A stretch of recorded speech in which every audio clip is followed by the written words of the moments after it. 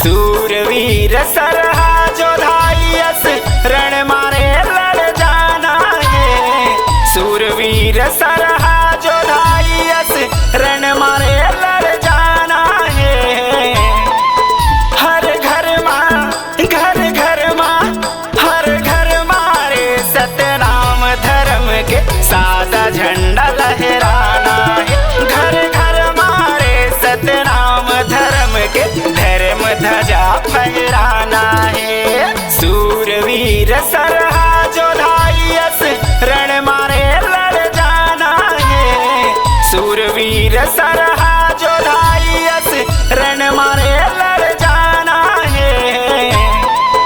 हर घर माँ घर घर माँ हर घर मारे सतनाम धर्म के सादा झंडा लहराना है। घर घर मारे सतनाम धर्म के धर्म ध्वजा फहराना है।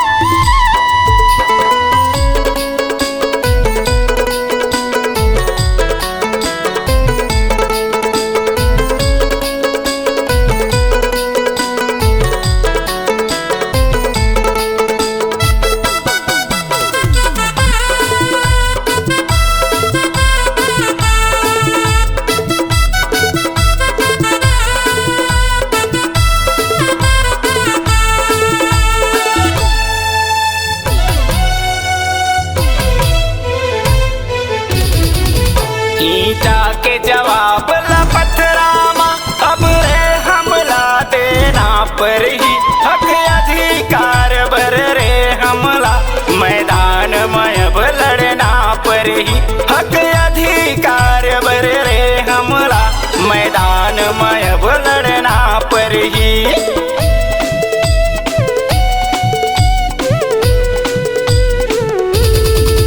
ईटा के जवाब ला पत्थरामा अब रे हमला देना पर ही हक अधिकार बर रे हमला मैदान में अब लड़ना पर ही हक अधिकार बर रे हमला मैदान में अब लड़ना पर ही। सूरवीर राजा बालक दास के सपना पूरा कर जाना है।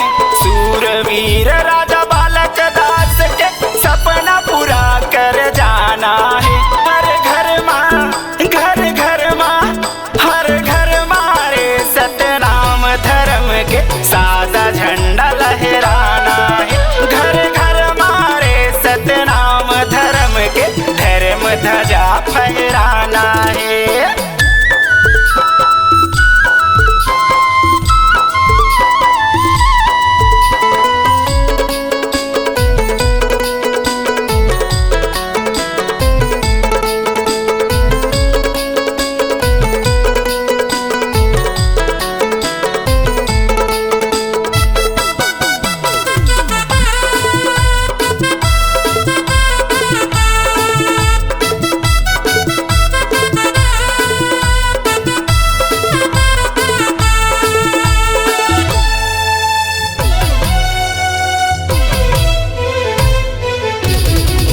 कोई दलित नो हो शोषित नो हो राजा पुरखा कस धनवान बनो बलवान बनो दयावान बनो बस तुम सच्चा इंसान बनो।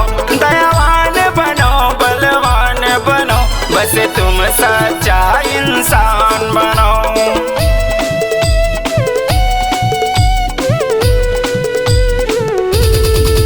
कोई दलित न हो शोषित न हो राजा पुरखा कस धनवान बनो बलवान बनो दयावान बनो बस तुम सच्चा इंसान बनो।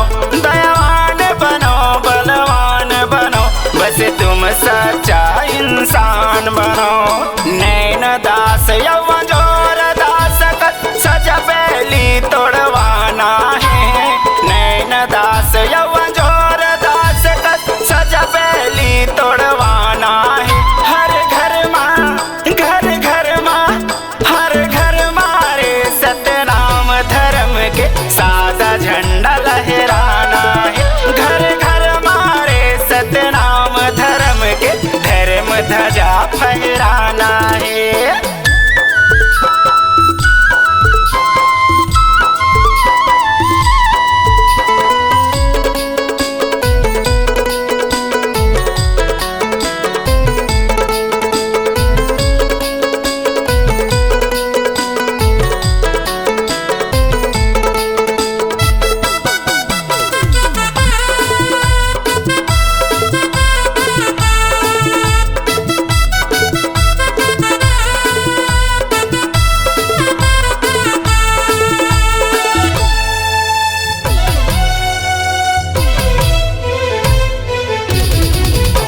एक हाथ मजी तुम कलम धरो, एक हाथ मजी तलवार धरो। सुनता रहो संगठित रहो, हर जुल्म सितम ला खत्म करो।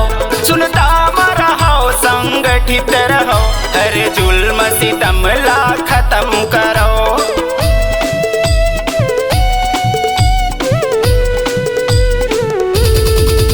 एक हाथ मजी तुम कलम धरो, एक हाथ मजी तलवार धरो।